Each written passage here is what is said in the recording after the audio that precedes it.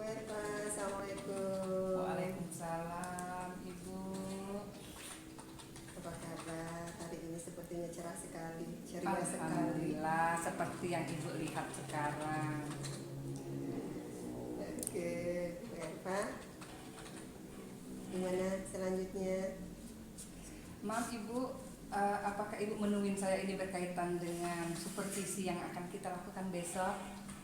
Betul sekali Bu Erva, jadi sebelum kita melakukan supervisi akademik, saya kepingin bincang-bincang sedikit. Kalau nggak salah jadwal untuk supervisi akademiknya tanggal 9 Desember ya Bu Erva ya? Iya Ibu. Oke, jadi kebetulan saya juga ada waktu senggang, jadi saya kepingin bincang sedikit mendiskusikan kesiapan untuk supervisi akademis dan penilaian yang akan kita lakukan nanti. Gimana, sudah siap atau belum untuk supervisinya? Iya, kalau dibilang siap, sebenarnya belum sepenuhnya siap Bu. Dalam supervisi akademik nanti, saya ingin mencoba pembelajaran yang berdiferensiasi dalam RPP.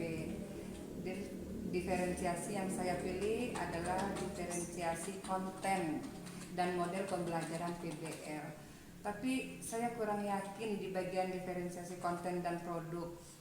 Apakah yang saya tulis sudah tepat atau masih banyak perlu perbaikan Ibu? Karena baru pertama kali juga saya menerapkan integrasi pembelajaran berdiferensiasi dengan model pembelajaran PBL ini tadi Bu.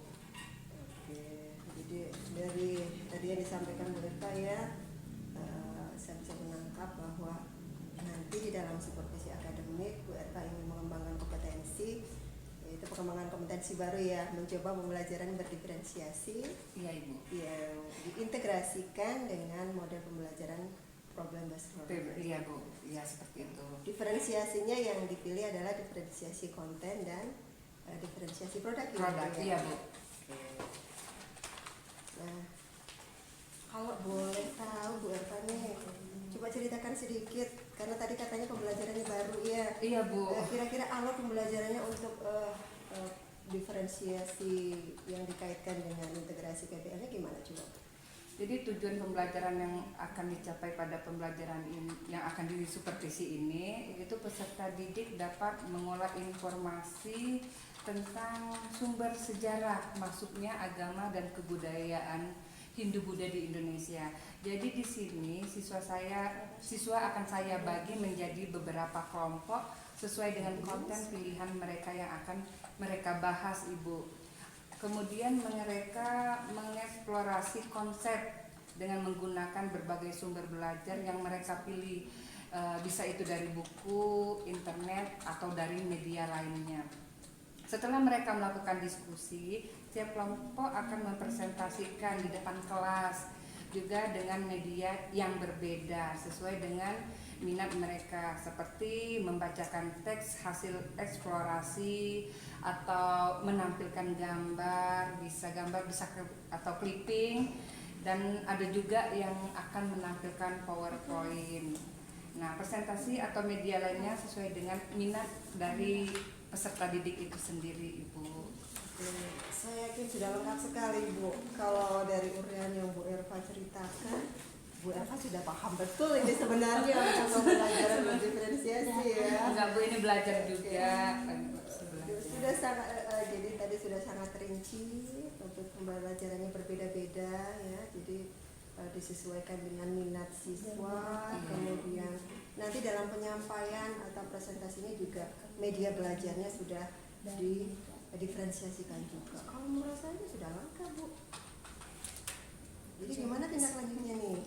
Jadi dengan presentasi di depan kelas diharapkan semua siswa itu mendapatkan informasi yang lengkap sesuai dengan tujuan pembelajarannya itu tadi. Karena saya telah membatasi topik yang akan dibahas dan sesuai dengan tujuan pembelajaran pada modul ini. Oke. Itu pun sudah ada kaitannya tadi ya, berdiferensiasi bukan berarti terkotak-kotak ya Bu Erva. Jadi nanti setelah anak itu presentasi berarti anak itu semuanya mendapatkan pengalaman belajar yang sama untuk konten yang diberikan. Nah sekarang Bu Erva, dari penjelasan Bu Erva tadi ya, albumnya tadi sudah pas, kemudian kontennya juga sudah pas dan sesuai dengan konsep-konsep proses pembelajaran berdiferensiasi. Nah, biasanya kalau dalam supervisi akademik itu kan selalu ada penilaian nih dengan angka untuk mengukur kemajuan tadi. Nah, kalau ini tadi ya, kalau kita ukur angkanya dari 10 sampai 100, kira-kira kompetensi Bu Erva yang Bu Erva kehendaki ini di angka berapa tuh? Kalau kepinginnya saya sih Bu di angka 70 dulu gitu. Ke 70 Iya, 70 sudah. Oke. Jadi kita sepakati nanti ya. Jadi saya melihat untuk supervisinya di angka 70, berarti itu nanti nilai yang Bu Erva inginkan. Nah, tadi kan angkanya 70, tentu saya juga harus mencatat nih indikatornya apa nih untuk mencapai angka 70 tadi. Bu Erva harus gimana nih biar saya tadi ya tidak salah penilaian. Jadi apa yang harus saya nilai? Indikatornya apa nih? Di sini mungkin bisa dilihat dari aktivitas belajar peserta didik itu sendiri Bu. Apakah siswa itu aktif pada saat mereka mengerjakan tugas secara kelompok, dan siswa tersebut apakah mereka sudah mampu menyelesaikan proyek atau tugas sesuai dengan tepat waktu yang sudah ditentukan oleh saya selaku guru. Dan di sini juga saya akan melihat siswa mampu nggak menyajikan atau mempresentasikan hasil diskusi kelompok sesuai dengan konten dan media yang mereka pilih sendiri. Kalau menurut saya indikator tercapainya itu ya udah tercapai. Oke, jadi nanti untuk ukuran saya menilai 70 atau lebih dari kompetensi yang Bu Eva inginkan tadi ya, bahwa saya juga harus melihat keaktifan siswanya ya. Iya Ibu. Jadi aktifnya siswanya aktif untuk melakukan diskusi, kemudian mereka melakukan presentasi sesuai dengan konten masing-masing, dan memberikan atau menyampaikan tugas itu tepat waktu. Iya Bu. Nah, sekarang Bu Erva, kemudian tadi sudah kita bicarakan masalah nilai, kemudian indikator ya. Nah, sekarang tadi kan disebutkan tuh salah satu diferensiasi kontennya atau diferensiasi untuk produknya itu kan menggunakan fasilitas Iya, nih. Bu, ada mungkin ada yang PowerPoint, iya, ada yang menggunakan internet. Nah, kira-kira apa yang Bu Erva lakukan ini? Masalahnya kan Bu Erva belajarnya di kelas tuh. Iya Bu. Jadi gimana nih untuk mengatasi ini? Ya, di sini saya akan berkoordinasi dengan penanggung jawab workshop TKJ atau ruang multimedia. Nanti di situ akan saya jadikan tempat belajar untuk supervisi akademik di ruang tersebut. Baik itu entah itu di multimedia atau di workshop TKJ Ibu. Oke, jadi mungkin waktu kita sudah cukup lama ya. Tadi sudah disampaikan bahwa Bu Erva ingin mengembangkan kompetensi mempraktekkan atau mengintegrasikan pembelajaran berdiferensiasi dengan proses model pembelajaran PBL, dan kita juga sudah membicarakan tadi menyepakati indikator penilaian, kemudian nilai yang ingin dicapai. Nah, kemudian kira-kira jadwal kita kapan? Berubah apa enggak dari jadwal yang kita tentukan nanti? Enggak Bu, sepertinya sesuai jadwal saja, nggak usah ada perubahan lagi. Nah, baik Bu Eva, jadi karena tadi pembelajarannya sesuai dengan jadwal, sebelum saya pamit nih, kira-kira apa sih yang didapat dari diskusi kita hari ini? Oh ya, banyak sekali Bu yang saya dapat dari kita melakukan diskusi pada hari ini. Jadi saya sudah merasa yakin untuk melaksanakan integrasi pembelajaran berdiferensiasi dengan model pembelajaran PBL. Dan saya yakin peserta didik saya juga akan antusias Ibu dan termotivasi belajarnya, karena pembelajaran ini tidak monoton dan bervariasi sehingga menimbulkan semangat untuk anak-anak. Oke. Barangkali diskusi kita cukup sampai di sini. Saya yakin Bu Erva sudah siap untuk melaksanakan supervisi akademik. Siap Ibu. Sampai jumpa nanti di supervisi akademik. Silakan dilanjutkan kegiatan Bu Erva. Ya, terima kasih Ibu. Assalamualaikum warahmatullahi wabarakatuh. Waalaikumsalam warahmatullahi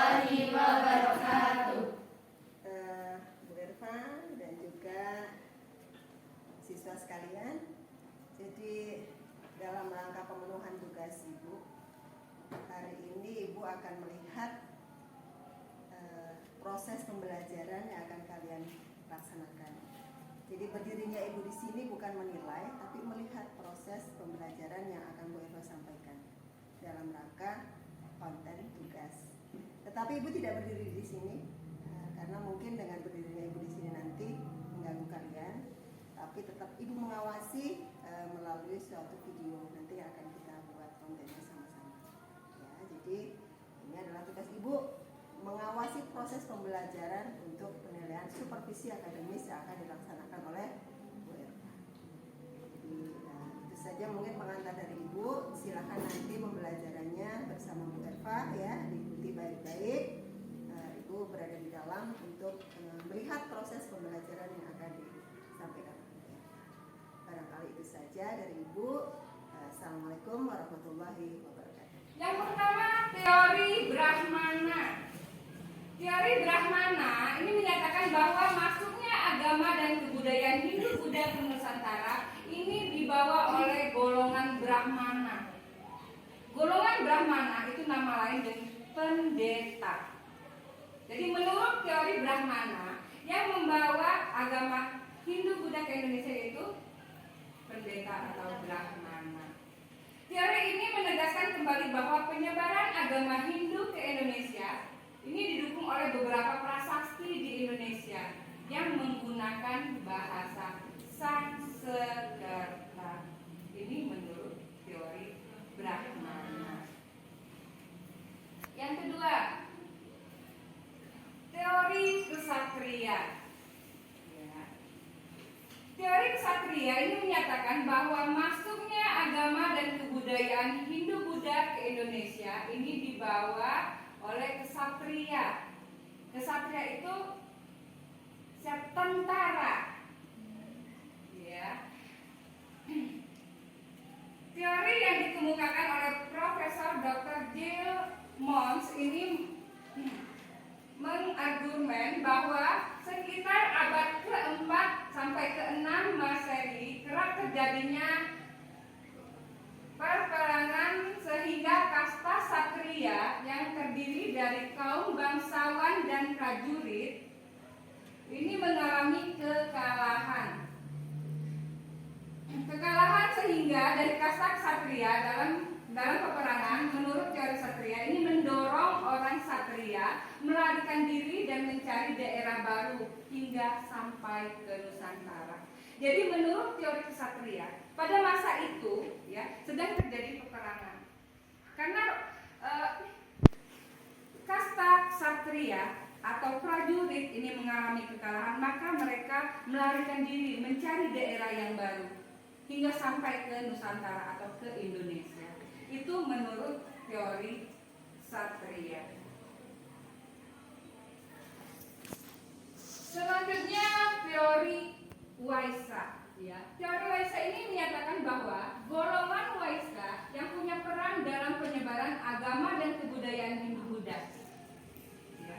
Ini dikemukakan oleh Profesor Dr. Fromm bahwa golongan yang terdiri dari teori ini yaitu mulai dari pedagang, petani, dan pemilik tanah ini sudah mengenal agama Hindu-Buddha.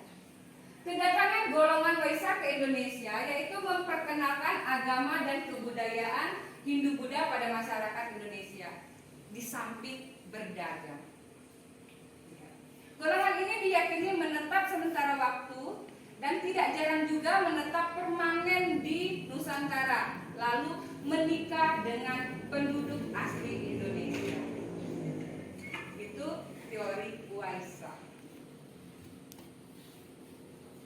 Selanjutnya teori arus balik. Teori ini dikemukakan oleh peneliti yang bernama Yves de Cabot. Teori ini menyatakan bahwa golongan Brahmana semula menyebar ke penjuru dunia melalui jalur perdagangan. Ya. Golongan Brahmana berupaya menjalin hubungan dengan warga lokal dan memperkenalkan ajaran agamanya. Jadi menurut teori arus balik, kaum Brahmana itu memang datang ke Indonesia. Mereka memperkenalkan agamanya.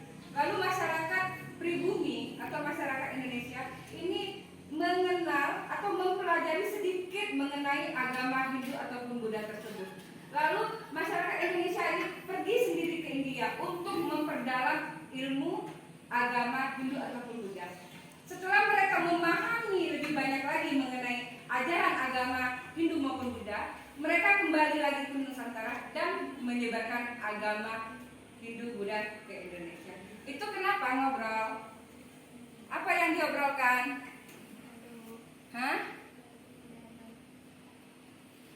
Jangan ngobrol ya. Nanti apa yang ibu terangkan kamu nggak paham. Pada saat pengerjaan LKPD yang ibu kasih, kalian tidak bisa mengerjakannya. Bisa? Kita ngobrol? Ya. Jadi ibu kembali lagi ke teori. Jadi intinya yang diterangkan pada teori arus balik, ya, kaum Brahmana itu datang ke Indonesia. Selain untuk berdagang, mereka mempunyai misi penyebaran agama Hindu ataupun Buddha. Ada yang tinggal permanen dan ada yang tinggal sementara waktu di Indonesia. Ada yang menikah dengan masyarakat Indonesia. Ya, itu kaum. Setelah masyarakat Indonesia mengetahui ajaran apa saja sih yang diajarkan oleh Hindu Buddha, timbul rasa ingin tahu yang dalam. Lalu masyarakat Indonesia itu pergi sendiri ke India untuk memperdalam ajaran agama Hindu Buddha. Setelah dia mengetahui lebih banyak lagi mengenai apa saja yang diajarkan, mereka kembali lagi ke Indonesia, kembali lagi ke Nusantara, dan ikut menyebarkan agama Hindu dan Buddha itu di Indonesia itu sendiri. Itu yang diterangkan oleh teori arus balik.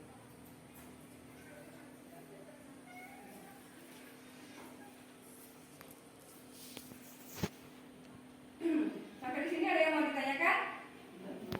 Sudah jelas? Ya. Kalau sudah jelas, tadi ibu sudah membuat kelompok, ya, yang terdiri dari masing-masing kelompok itu terdiri dari 3 orang, dan masing-masing kelompok itu sendiri memilih topik apa yang akan mereka kerjakan. Misalkan yang pertama itu mengenai teori Brahmana, yang kedua teori Waisa, teori kesatria, dan teori arus balik. Di sini ya, di LKPD, di lembar kerja peserta didik, di sini sudah ibu buat tujuan pembelajaran kita hari ini, ya, materi pembelajaran kita hari ini, dan petunjuk dalam kalian membuat, ya, dalam kalian mengerjakan LKPD pada hari ini, itu berbentuk mind mapping. Ya, jadi di sini sudah diterangkan semua.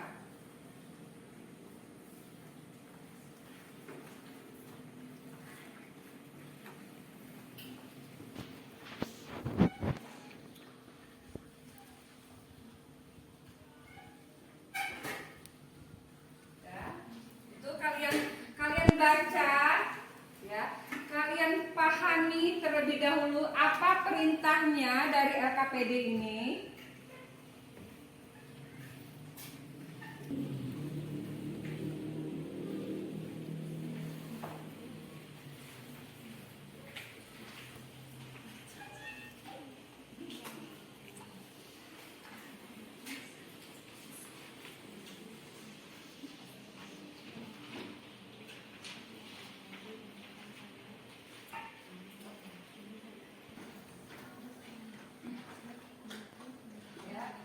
Jadi konsep pengerjaan LKPD pada hari ini, yang pertama itu kalian harus mengumpulkan informasi, ya. Kalian mengumpulkan informasi mengenai, misalkan topik yang kamu pilih itu teori Brahmana, ya, kalian mengumpulkan informasi itu mengenai teori Brahmana, ya. Misalkan yang kamu pilih itu topik mengenai teori kesatria, itu teori kesatria, kalian cari informasinya, kalian analisis, kalian kumpulkan informasinya. Itu untuk pengumpulan informasi, itu kalian bisa menggunakan komputer atau bisa menggunakan HP untuk browsing. Ya. Itu petunjuk pengerjaan LKPD-nya. Sampai di sini sudah jelas? Nah, kalau sudah jelas, boleh dimulai untuk pengerjaan LKPD-nya.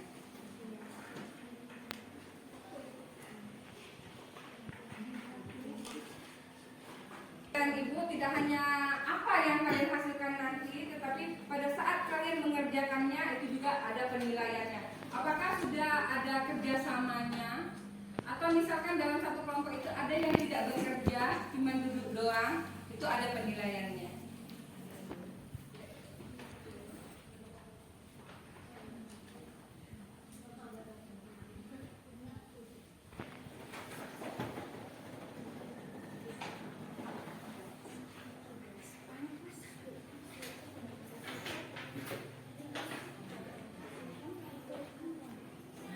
Oke, juga boleh, nggak apa-apa.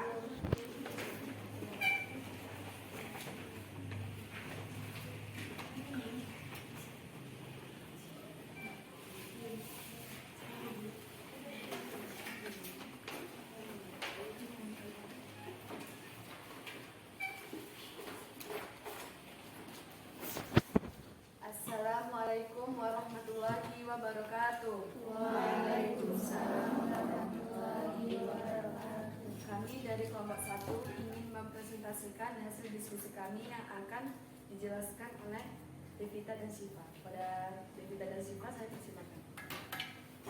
Baiklah, kami akan menjelaskan teori masuknya Brahmana ke Indonesia. Peran utama Brahmana ada agama Hindu dan agama Buddha. Agama Buddha menghasilkan pengajaran sastra, ritual keagamaan, tata upacara. Sedangkan agama Buddha menghasilkan pengajaran filosofi, prinsip kesunyatan, dan keseimbangan.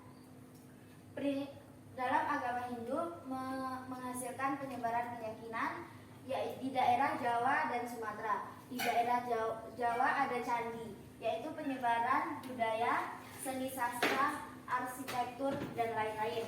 Sedangkan di Sumatera ada kerajaan Majapahit, yaitu munculnya kerajaan ekspansi budaya. Agama Buddha menghasilkan penyebaran ajaran. Ada 2 daerah, yaitu Bali dan Kalimantan. Bali menghasilkan unsur kebudayaan, yaitu budaya, adat istiadat, dan warisan budaya. Sedangkan Kalimantan menghasilkan sinkretisme, budaya lokal, agama lokal, dan kepercayaan. Penyebaran ajaran agama. Brahmana memiliki peran utama dalam penyebaran ajaran agama Hindu-Buddha di Indonesia. Mereka menjadi guru dan pemimpin spiritual yang memberikan pengajaran kepada masyarakat setempat. Pengajaran sastra dan filosofi. Brahmana membawa serta pengajaran sastra dan filosofi Hindu-Buddha, memperkenalkan teks-teks suci seperti Veda, Upanishad, dan kitab-kitab agama lainnya. Hal ini memberikan dasar filosofi bagi kepercayaan dan praktik keagamaan. Ritual keagamaan memperkenalkan ritual keagamaan Hindu-Buddha yang melibatkan upacara, persembahan, dan tata cara ibadah. Ritual ini menjadi bagian integral dari kehidupan sehari-hari masyarakat. Pembentukan sistem pemerintahan. Brahmana turut berperan dalam membentuk sistem pemerintah yang terinspirasi dari ajaran Hindu-Buddha. Sistem kerajaan dan hierarki sosial yang didasarkan pada ajaran agama Hindu-Buddha menjadi ciri khas kehidupan politik dan sosial di berbagai kerajaan di Indonesia. Dampak terhadap berbagai aspek. Seni tradisional Indonesia seperti seni wayang, seni tari, dan seni lukis dipengaruhi oleh nilai-nilai estetika Hindu-Buddha. Agama Hindu dan Buddha membentuk landasan agama di Indonesia.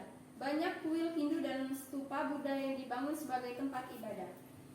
Sastra. Pengaruh Brahmana terlihat dalam sastra klasik Indonesia yang memiliki keterkaitan erat dengan kisah-kisah epik dan mitologi Hindu-Buddha. Karya sastra seperti Kawin Ramayana dan Kawin Arjuna Wiwaha mencerminkan warisan sastra dari masa tersebut. Arsitektur seperti Candi Prambanan dan Borobudur menjadi bukti monumental dari pengaruh Brahmana. Kebudayaan lokal. Meskipun membawa ajaran Hindu-Buddha, Brahmana juga mengalami sinkretisme dengan kepercayaan dan budaya lokal. Hal ini menghasilkan keunikan dari bentuk-bentuk kebudayaan lokal yang menyatu dengan unsur Hindu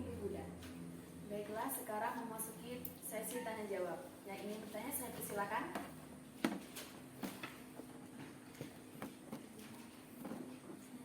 Silakan.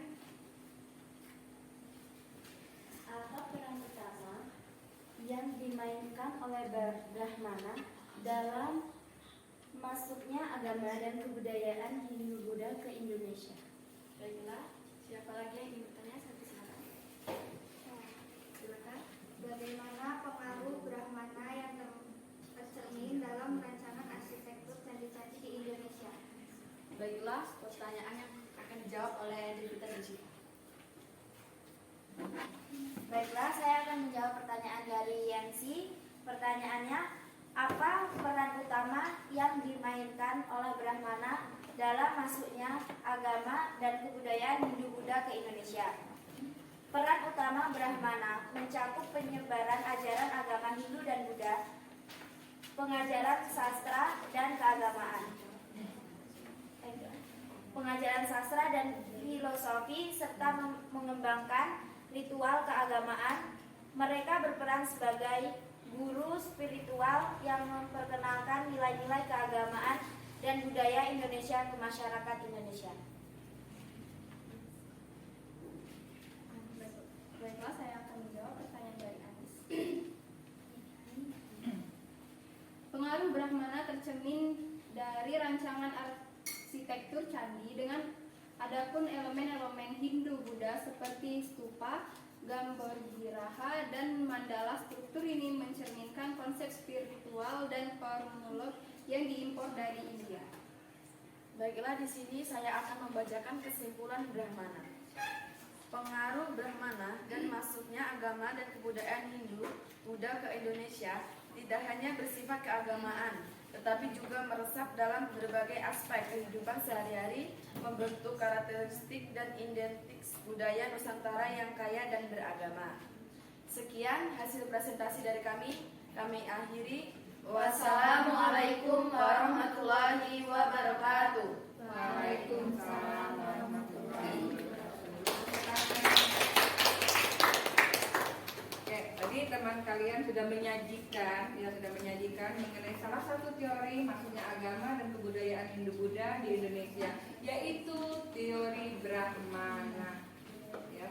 Kelompok yang kedua, yang selanjutnya itu mengenai teori Waisa. Ya, yang memilih topik teori Waisa tadi, persilakan maju ke depan untuk mempresentasikan hasil dari LKPD-nya.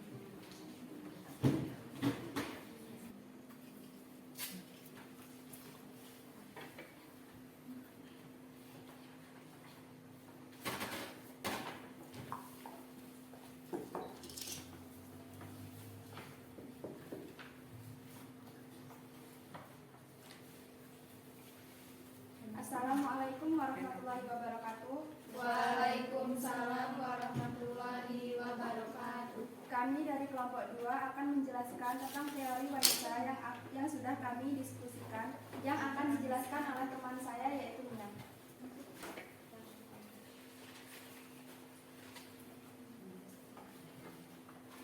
Masuknya Waisa ke Indonesia yaitu melalui perdagangan dan pertanian, yaitu perdagangan hubungan dagang dari Jawa, Sumatera, berinteraksi budaya, seni sastra, arsitektur, dan penyebaran kebudayaan. Dari seni tektur kebudayaan, budaya lokal, dari adat istiadat dan tradisi.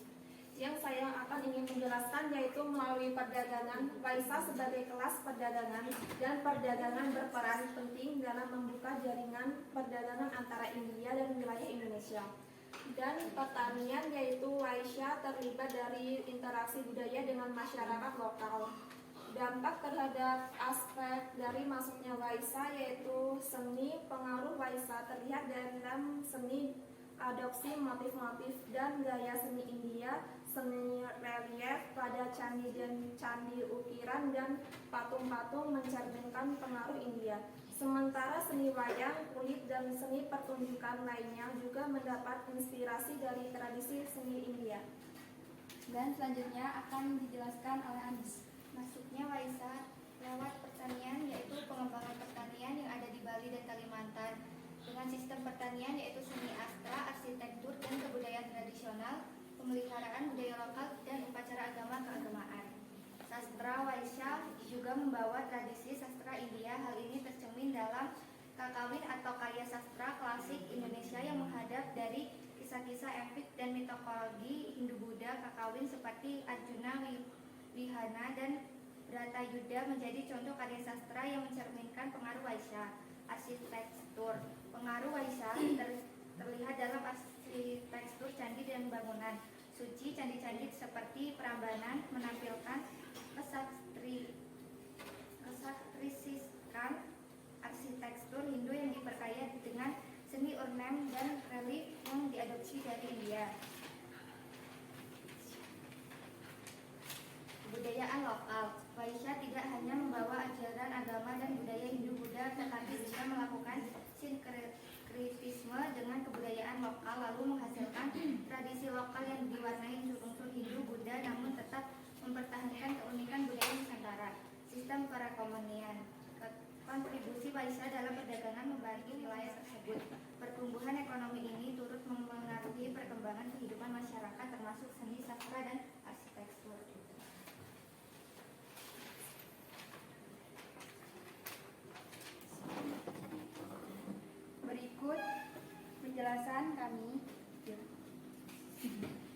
Berikut penjelasan kami tentang teori Waisya. Apakah ada yang ingin bertanya?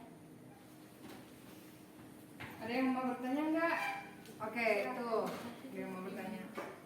Baiklah, saya akan bertanya, apa peran utama yang dimainkan oleh Waisya dalam masuknya agama dan kebudayaan Hindu-Buddha di Indonesia?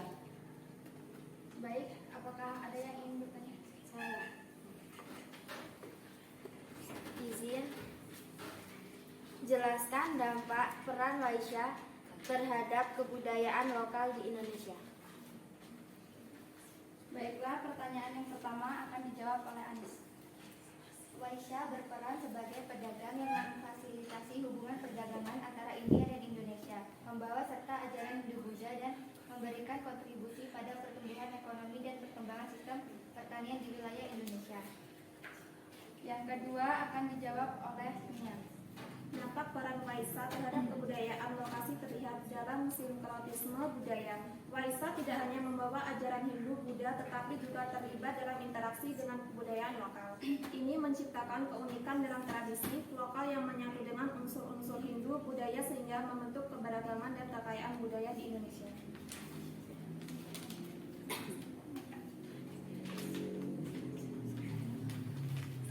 Dari teori Waisya ini, kami menyimpulkan bahwa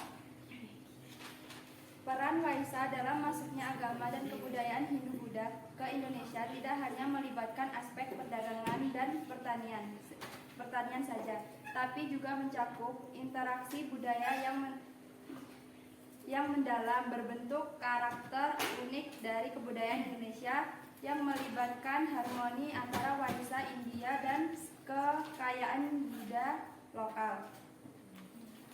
Inilah presentasi dari kami. Saya akhiri. Wassalamualaikum warahmatullahi wabarakatuh. Waalaikumsalam warahmatullahi wabarakatuh. Ya, tadi penyaji sudah menerangkan mengenai teori Waisya. Dilanjutkan oleh kelompok berikutnya yaitu teori kesatria. Untuk yang menyajikan topik teori kesatria dipersilahkan.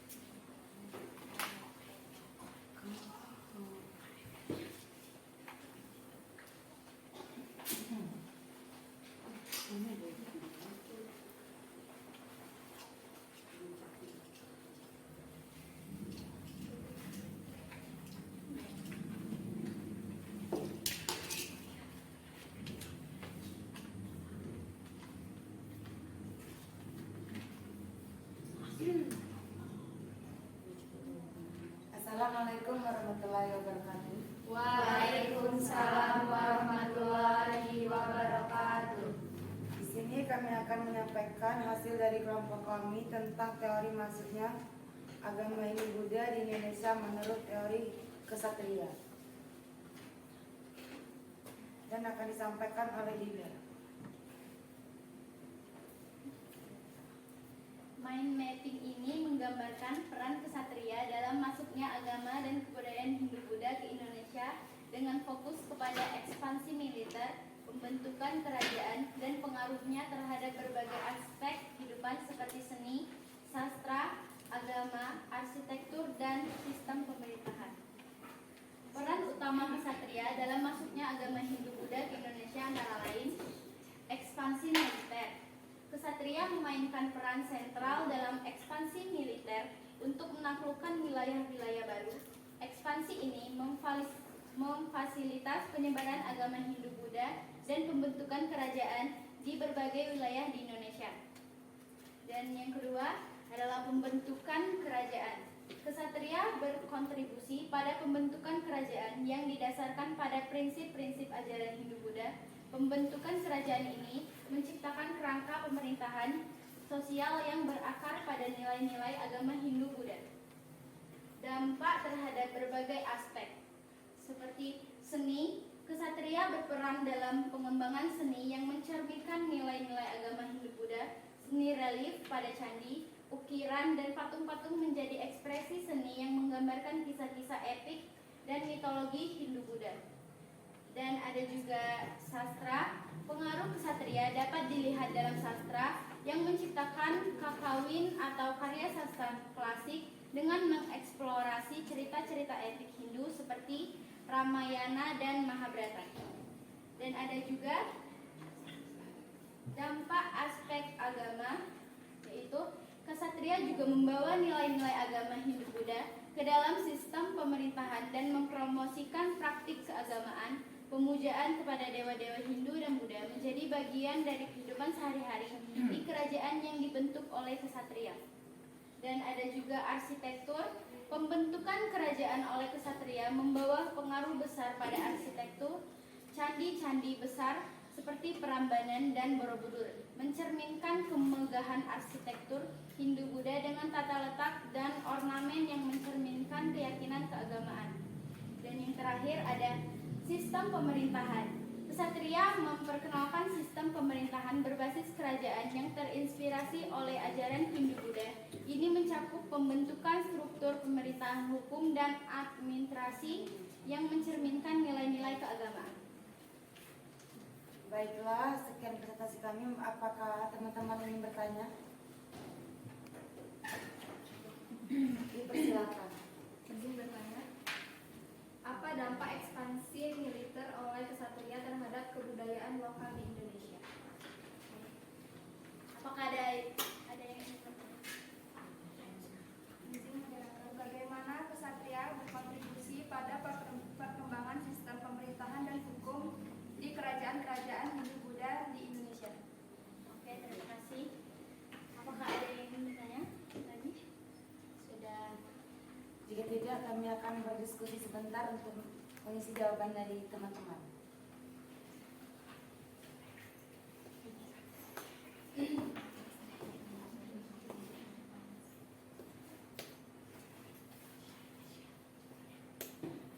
Baiklah, saya akan menjawab pertanyaan dari Sipa dan Agus. Pertanyaan dari Sipa, jawaban dari Sipa.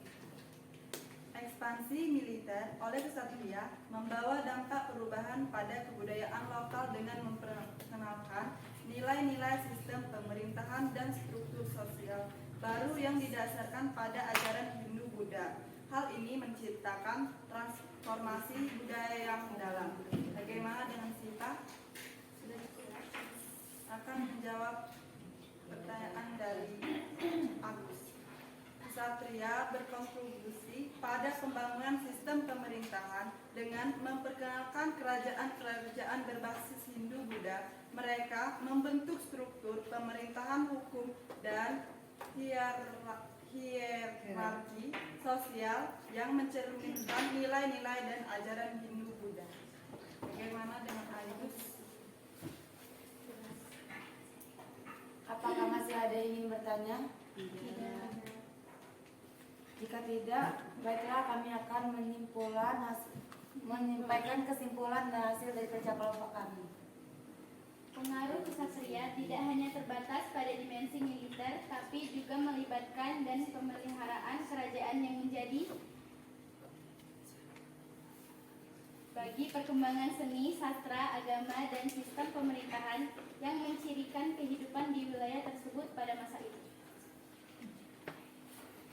Baiklah, terima kasih atas perhatiannya teman-teman. Semua kami ucapkan terima kasih. Wassalamualaikum warahmatullahi wabarakatuh. Waalaikumsalam.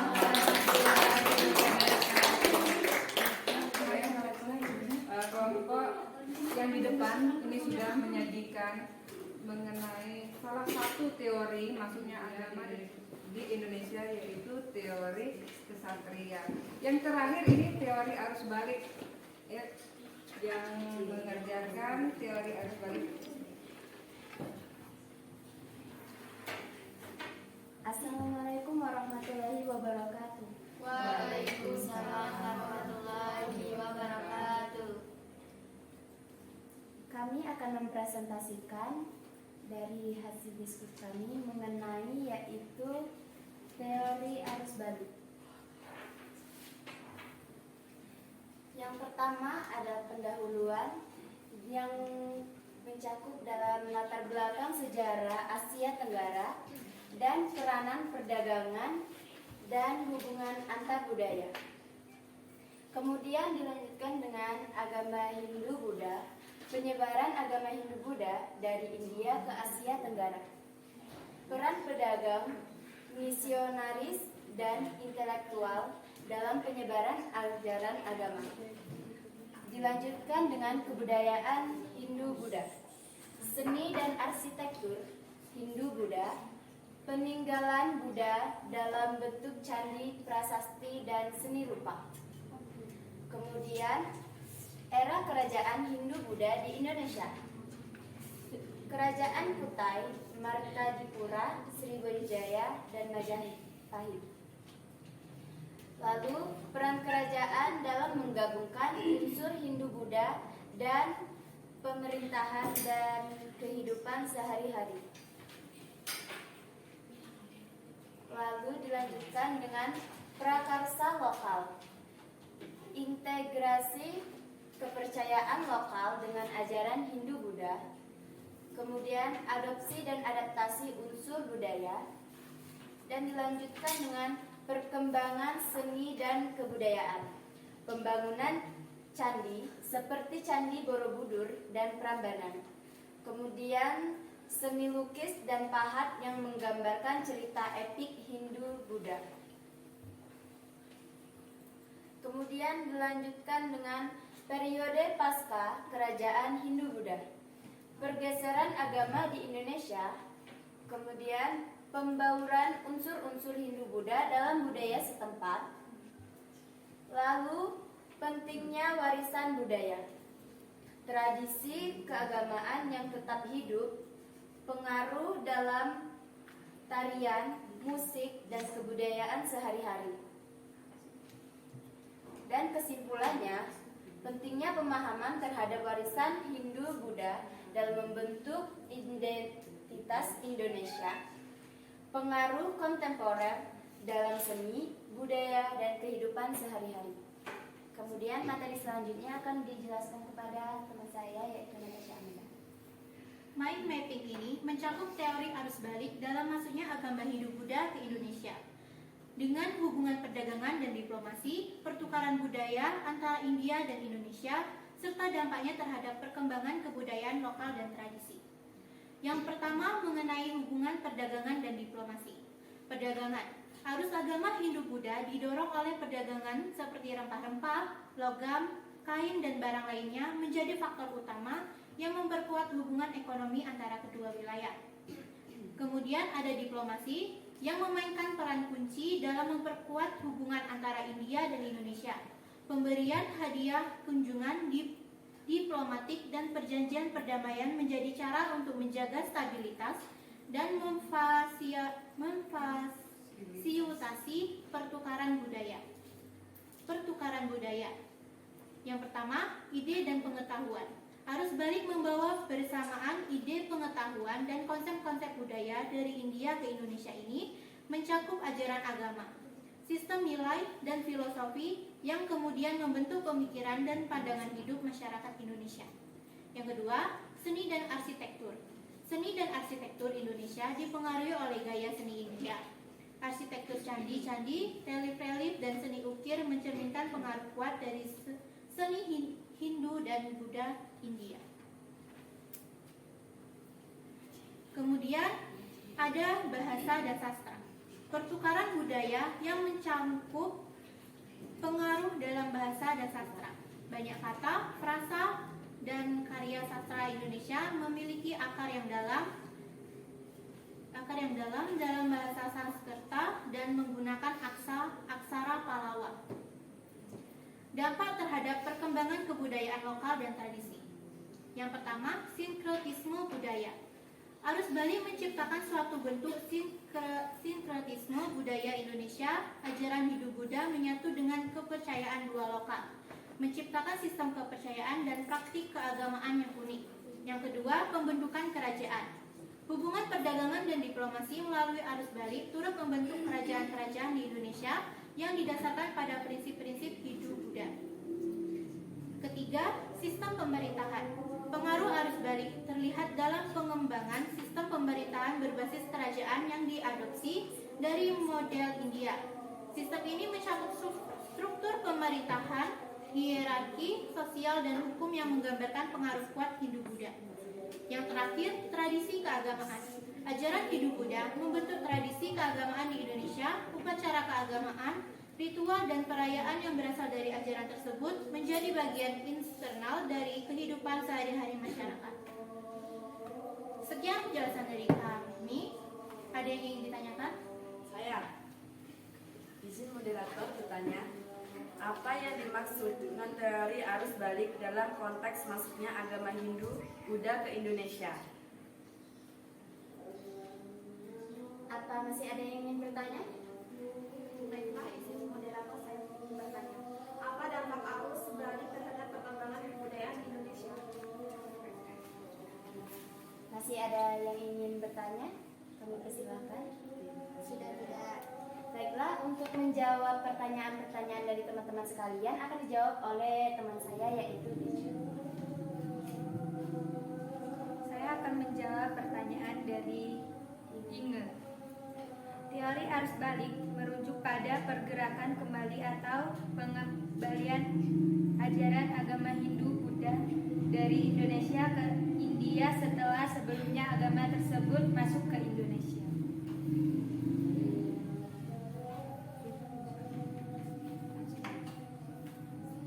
Pertanyaan selanjutnya dari Mia. Arus balik memberikan dampak dalam bentuk perubahan dan transformasi budaya di Indonesia dengan mengkombinasikan unsur-unsur lokal dan agama Hindu-Buddha yang kembali dari India. Bagaimana dengan jawaban dari kami? Apakah sudah puas? Sudah. Baiklah, karena materi dan pertanyaan sudah kami jelaskan dan kami jawab, kesimpulannya di sini, arus balik dalam masuknya agama dan kebudayaan Hindu-Buddha ke Indonesia melalui perdagangan, diplomasi, dan pertukaran budaya yang membentuk fondasi kuat untuk hal ini menciptakan kekayaan dan keberagaman dalam budaya Indonesia yang terus berkembang sampai sekarang. Jadi, itulah materi mengenai teori arus balik yang bisa kami sampaikan. Bila ada kesalahan kata atau hal yang kurang berkenan di hati para peserta sekalian, kami mohon maaf, kepada Tuhan kami mohon ampun. Untuk presentasi kami kali ini kami akhiri dengan mengucapkan wassalamualaikum warahmatullahi wabarakatuh. Waalaikumsalam warahmatullahi wabarakatuh.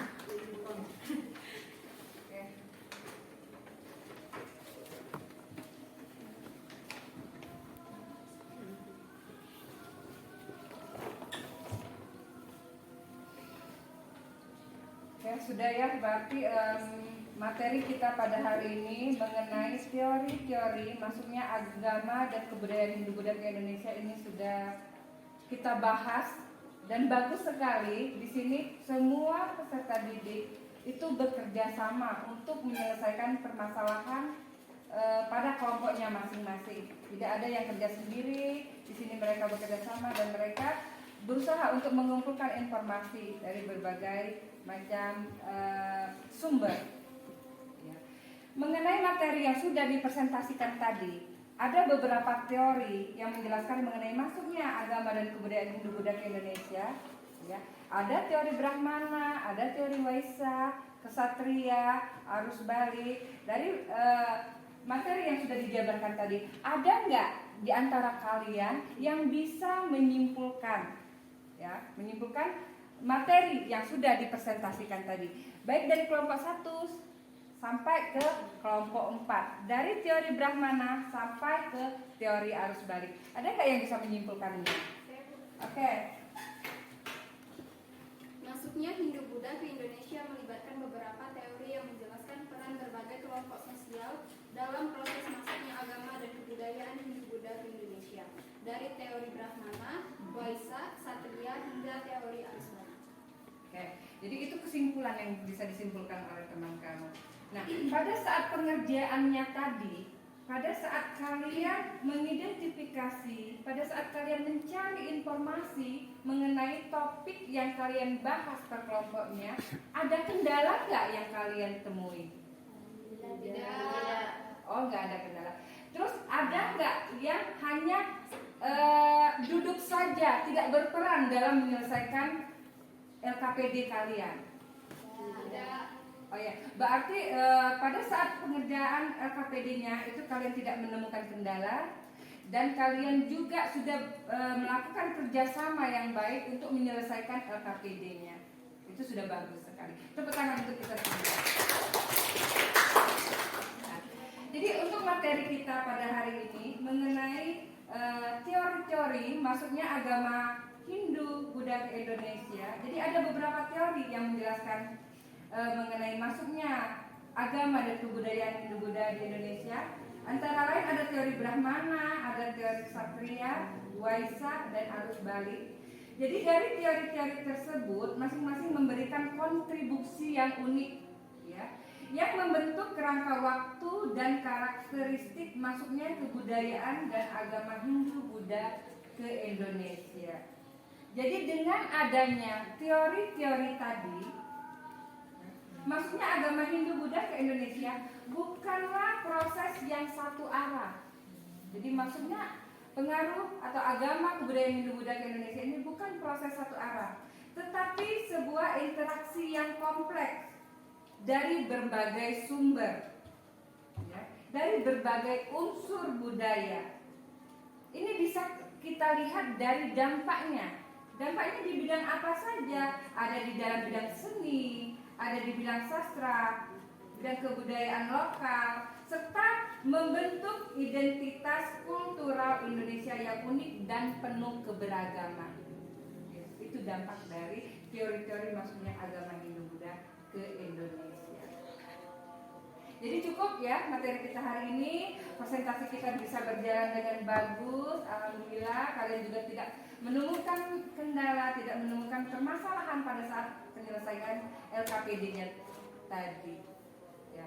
Kalau tidak ada lagi yang mau ditanyakan, ya boleh ditutup pembelajaran hari ini. Ketua kelas boleh. Untuk menutup pelajaran pada hari ini, marilah kita berdoa menurut agama dan kepercayaan masing-masing. Berdoa.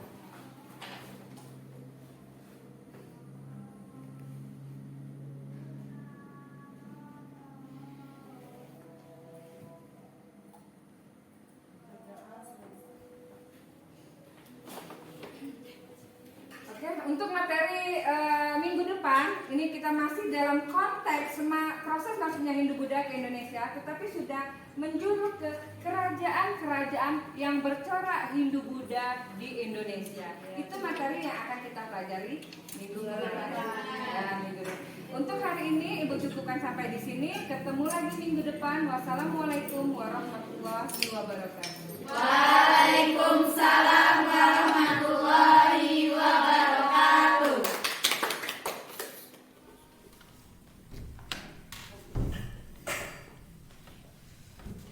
Ya Bu Erva, apa kabar hari ini? Alhamdulillah seperti yang Ibu lihat baik Bu. Terima kasih Bu Erva sudah hadir di sini untuk bincang-bincang sedikit setelah kita melakukan observasi akademik kemarin ini Bu Erva. Ya, Bu. Sekarang Bu Erva, gimana rasanya kemarin setelah diobservasi atau pada saat observasi? Alhamdulillah Bu, saya merasa lega. Merasa lega Bu ya? Iya. Mungkin karena merasa bahwa peningkatannya sudah tercapai barangkali Bu ya. Iya Bu. Oke. Sekarang Bu Erva, sebelum kita mengacu pada poin-poin yang sudah saya catat kemarin pada saat observasi, Bu Erva masih ingat nggak kira-kira peningkatan apa yang Bu Erva ingin tingkatkan pada saat kita percakapan pra-observasi dulu? Iya Bu, pada supervisi akademik ini jadi ada dua hal yang ingin saya kembangkan. Yang pertama itu agar mampu meningkatkan dan menerapkan strategi pembelajaran dengan menggunakan model PBL, itu yang pertama. Sedangkan yang kedua itu untuk meningkatkan motivasi siswa dalam pembelajaran dengan menerapkan model yang sama, yaitu model PBL Bu. Oke. Betul Bu Erva, jadi sesuai dengan yang kita catat dulu, kemampuan yang ingin dikembangkan yaitu menerapkan dan mengintegrasikan pembelajaran PBL dengan strategi berdiferensiasi, kemudian melihat motivasi siswa dengan penerapan tersebut. Iya. Bagus sekali. Berarti sama catatannya dengan yang saya catat waktu kita percakapan dulu ya. Iya. Nah sekarang menurut Bu Erva, dari hasil pembelajaran kemarin, dari yang dua disampaikan tadi ya, itu kira-kira apa Bu yang sudah tercapai? Jika dilihat dari motivasi dan semangat belajar para siswa, itu saya merasa sudah sesuai dengan yang saya harapkan Bu. Tapi pada diferensiasi produk itu kayaknya belum tercapai kalau menurut saya Bu. Oke Bu Erva, di catatan saya juga begitu Bu. Jadi berdasarkan kemarin proses pembelajaran, jadi siswa itu sudah berinteraksi satu sama lain, kemudian mereka bersemangat belajar, terus kemudian mereka mengumpulkan tugas tepat waktu dan memilih media pembelajaran yang sudah Ibu Erva tentukan, maksudnya disiapkan ya, ada komputer, ada kemarin itu saya lihat ada kertas karton ya. Nah, tetapi memang saya lihat di situ siswa semuanya memilih kertas karton untuk membuat mind mapping. Iya. Nah, itu juga merupakan suatu hal yang perlu dikembangkan lagi barangkali menurut Bu Erva ya. Oke Bu Erva. Jadi selanjutnya, nah yang belum tercapai itu tadi adalah diferensiasi produk Bu ya. Iya. Nah, apa rencana Ibu selanjutnya? Jadi di sini dari presentasi ini bisa dilihat Bu, jadi semua peserta didik ini pada saat mempresentasikan dengan media yang sama ya Bu, yang tadi sudah kita bahas, yaitu dengan menggunakan karton. Padahal harapan saya itu mereka tuh bisa menggunakan fasilitas yang sudah ada, yaitu komputer. Itu keinginan saya Bu, itu harapan saya kepada peserta didik. Jadi Bu Eva belum tahu ya kenapa siswa itu tidak menggunakan komputer. Iya Bu, jadi okay. Berarti baru tindakan lanjut ya Bu ya. Iya. Nah kira-kira apa tindakan lanjutnya Bu Eva ini untuk mengetahui kenapa siswa itu tidak menggunakan komputer pada saat membuat laporan?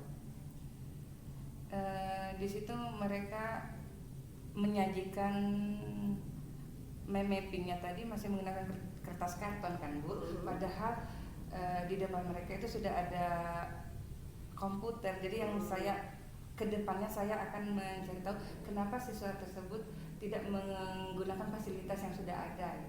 Oke. Nah kira-kira dengan apa Bu Eva mau mencarinya nih? saya akan melakukan perkembangan diri, yaitu Bu. Saya akan melakukan perkembangan diri yaitu dengan membuat instrumen teks kemampuan awal, itu terutama mengenai kemampuan peserta didik dalam menggunakan komputer itu sendiri. Oke. Jadi rencananya Bu Erva mau mengembangkan diri lagi, Iya. membuat instrumen tes kemampuan awal Iya, Bu. atau tes kemampuan diagnostik ya Bu. Iya, Bu. Ya. Baik Bu Erva. Rencananya kapan nih pelaksanaannya untuk refleksi ini? Insya Allah secepatnya Bu, insya Allah bulan Maret ini, Bulan Maret. bulan Maret 2024 ini. Oke, baik Bu Erva. Bu Erva sudah tentukan belum kira-kira platform mana yang mau digunakan?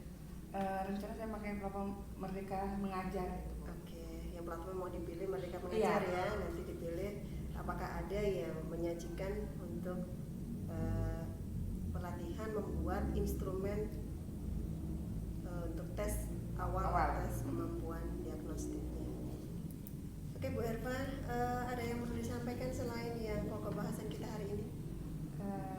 Saya rasa untuk pertemuan kali ini sudah cukup Bu. Baik Bu Erva, kalau sudah cukup, kita juga ada beberapa hal satu yang tertinggal tadi Bu Erva. Jadi waktu itu Bu Erva menentukan kira-kira kalau dinilai dengan angka, kemajuan itu di angka berapa waktu itu ya Bu? 70 Bu. Oh 70 ya. Tapi berdasarkan apa yang saya amati ya, dari hasil observasi kita kemarin, siswa sudah aktif melakukan pembelajaran, motivasinya bagus, kemudian melakukan diferensiasi konten ya. Jadi kemarin ada beberapa pilihan untuk materi, mereka memilih sendiri, tapi satu yang belum terselesaikan, Iya Bu. yaitu untuk diferensiasi produk. Kalau menurut saya berhak mendapatkan poin 75. Wah, alhamdulillah Bu, berarti sedikit lebih tinggi dari apa yang saya harapkan pada saat itu. Oke, baik. Karena Iya, menurut Bu. pengamatan saya begitu. Iya Bu, ya. terima kasih Bu. Baik Bu Erva, mungkin percakapan kita hari ini cukup itu saja. Selamat berkarya, tetap semangat, sampai jumpa di lain kesempatan dan selamat mengikuti pengembangan diri. Siap, terima kasih Bu. Sama-sama.